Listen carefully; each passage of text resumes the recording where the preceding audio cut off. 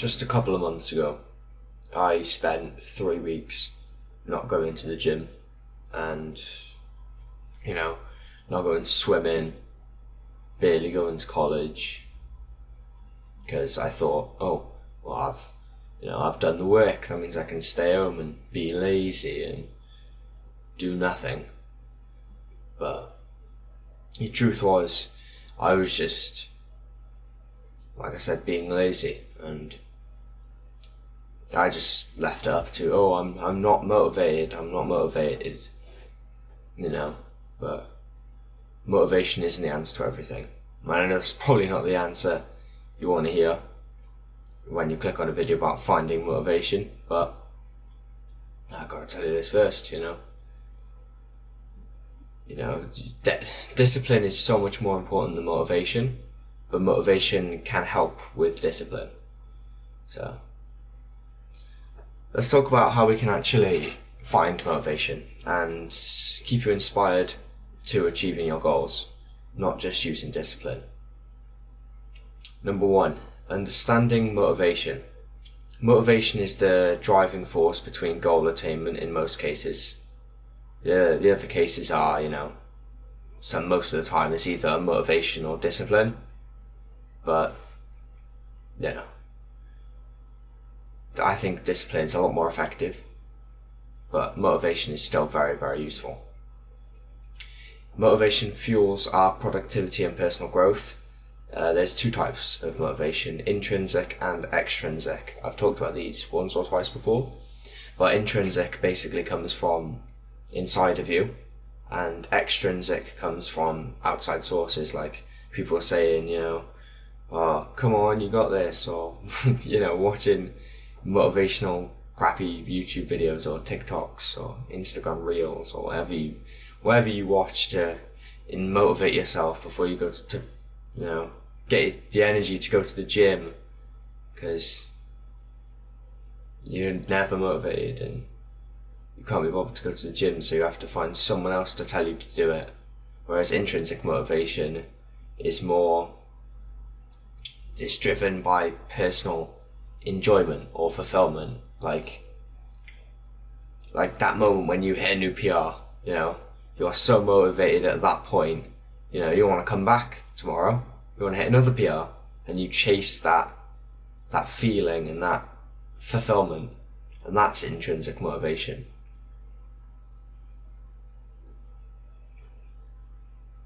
Extrinsic motivation can also come from external rewards, like being given something like a raise or a bonus. It's the first two things that come to mind. But it could also be like I said, someone telling you well done.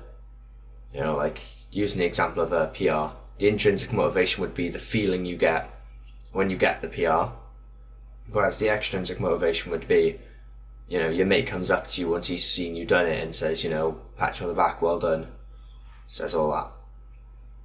Number two, setting clear goals. Setting clear goals is crucial for maintaining motivation, and by using the SMART framework, specific, measurable,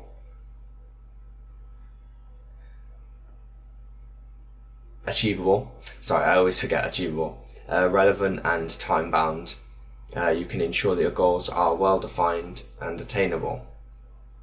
Make sure you take the time to write down your goals to solidify your commitment. Like, I would show you, but I've currently got my camera set up and stuff above my monitor, but I've got my goals right there, written down on a piece of paper above my monitor, so that as soon as I sit down, instead of going straight on YouTube, gotta find something to, mentally masturbate my brain, gotta find some quick pace Mr. Beast video, Instead of doing that, I look at my goals and I think, will that help me achieve them? I really recommend you do this, genuinely. It helps you save so much time. Like, I sit down, I go on YouTube to waste time, and I think, what could I be doing to have 10k subs by the end of the year? Or, have an aesthetic body. I know I've skipped the gym, for example. I've skipped the gym today. you know, and I see that and I think, this is pathetic, you know. You know, grab a scoop of protein, you know. It's a really, really useful thing. And having your goals as your home screen can also help. You know, same thing as that. You open up your phone to waste time and you see that and you think, is this going to help me? Is this contributing towards those goals? Because that's what everything you do should be. Should be contributing towards those goals. If not, then why are you doing it? You know, maybe to help your parents or your friends, or, you know, to spend time with them, socialise, go to school or work. That's fair enough. But activities outside of that, playing video games, watching TV, you know, wanking, any of that, is that helping you achieve your goals? Because most likely the answer is no.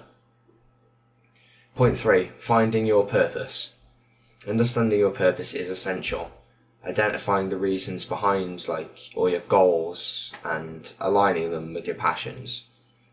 So, a good way to find out what your purpose is, there's like 2 ways that I can think of, that I think I got from Hamza. Hamza said one of them in one of his videos, and that is to just sit in a room. Sit in a room and just stare at the wall. Just literally sit there like this. Just stare at the wall. And eventually, by just sitting there and doing nothing for hours, you will think. You may be bored, but boredom is not a bad thing. Boredom, you know, you think Albert Einstein was scrolling through TikTok when he, you know, discovered gravity. And, you know, he thought about the idea of, like, why. No, he was sat there underneath the tree, bored as hell. I don't even think he was under the tree. I think that's just something teachers and the government made up. Anyway, you know, you need to be bored. Being bored is not a bad thing at all. We're never bored in this modern world, and it's a sin. It's not a good thing.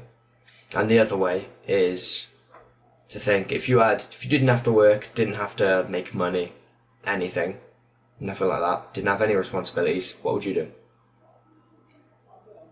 What hobby would you have? What passion would you work towards, you know, and do that thing?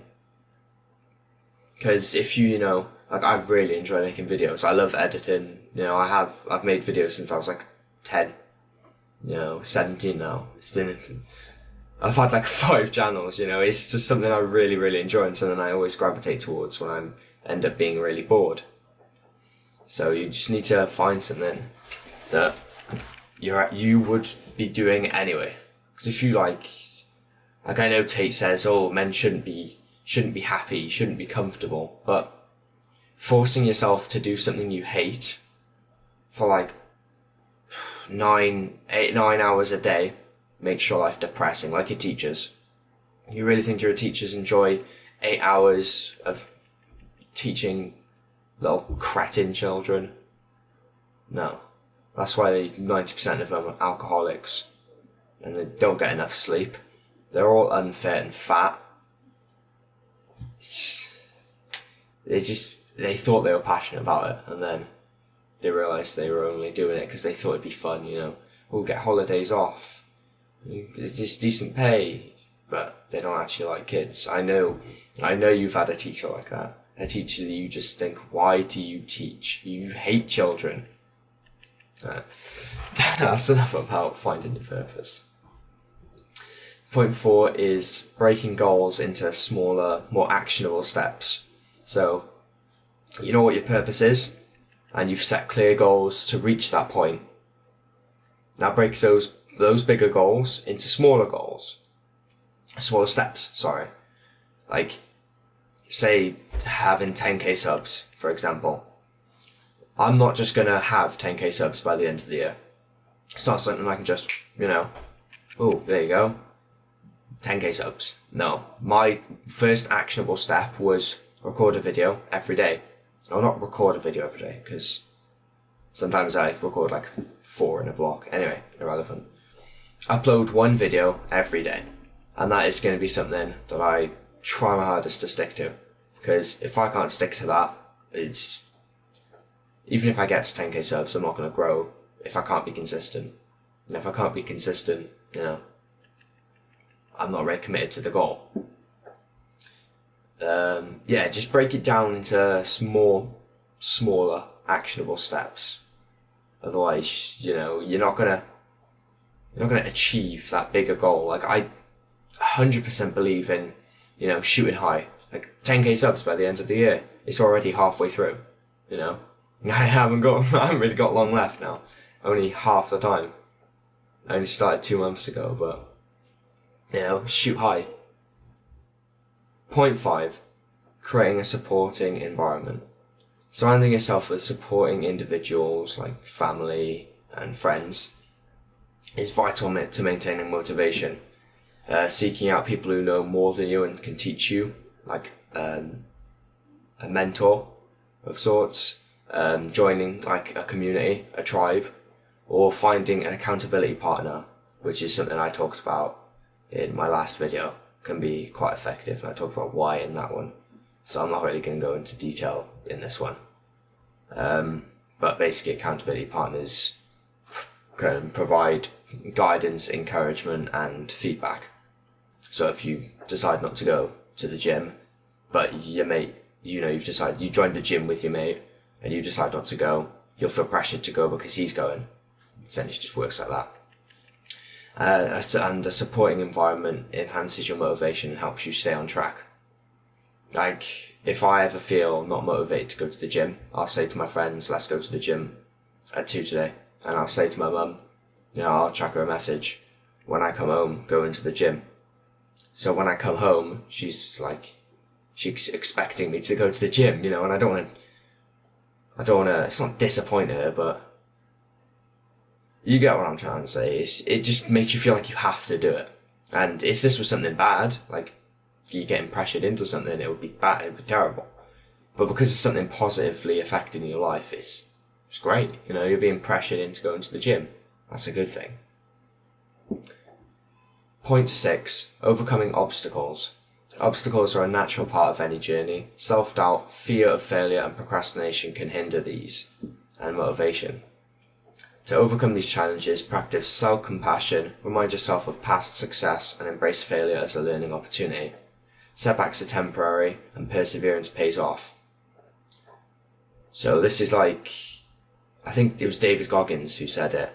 He said, specifically on the point of reminding yourself of past success, the first, I think it was 100 kilometer marathon he did, or 100-mile marathon, he went off track. He went off the path. So he was disqualified. He could not compete anymore. But he slept and he got back on it. He got back on the track. Even though he was disqualified, even though he could not physically compete that marathon, he did it anyway. Because he had to, you know, he looks back on it and he thinks, oh, what, this, you know, I've got to get up and go for a run. You know, I ran 100k and there was no point. You know, I ran 100k and didn't even get recognition for it. You know, it's just doing something so big that the small things seem obsolete.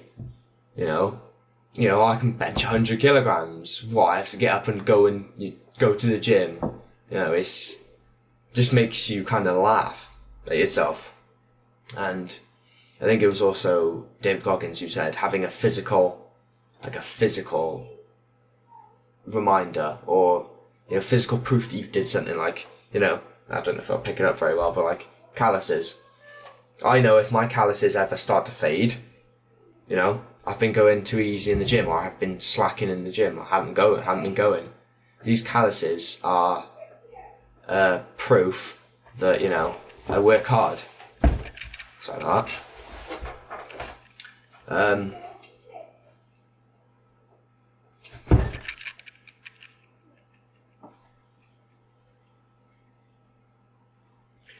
Point 7. Celebrating milestones. Celebrating milestones is crucial for staying motivated. Acknowledge your progress and reward yourself along the way. Whether it's treating yourself to something you enjoy or taking a well-deserved break, celebrating milestones reinforces positive habits and fuels determination and motivation. Now, I thought about this recently, and I realised that cheat days are stupid. They just, like, you've made all this progress, you haven't eaten anything bad, you've been doing good, you've been eating under 2,000 calories, you've been cutting, you've been doing amazing, you've been going to the gym, you've been going on this uphill slope, your trajectory is great, and then you eat on Friday or Saturday or Sunday, you eat at McDonald's, and you don't go to the gym, and you don't go for that run you said you would go on, and then you also have, a bag of Doritos, and, a bar of chocolate, and, you've lost all this progress that you've made. It just makes no sense. It's like, why would you've come further towards your goal, and by having this cheat day, you've set yourself back. Why not reward yourself with something that would push yourself forward, or keep yourself neutral? Why go back on something you've just worked so hard on? And I guess the counterpoint would be, oh, well, I do that every day anyway. It's like, yeah, but this is your goal. This would have been your goal, and you would have been going back. So it doesn't matter if you were doing it anyway. You're still going back on progress you've made and you've been making.